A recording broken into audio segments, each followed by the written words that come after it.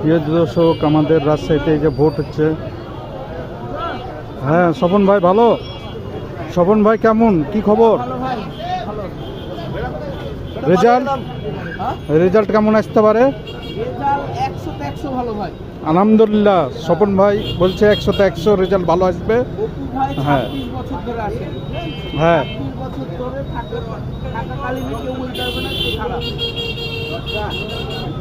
যাক, আপনার কথা শুনে ভালো লাগলো, ধন্যবাদ আপনাকে। জন্মস্থান আর কর্মস্থানে দু জায়গায় কেউ চেহারা লুকাতে পারে না ইচ্ছা করলে, এটা আপনি জরিপ করে দেখেন।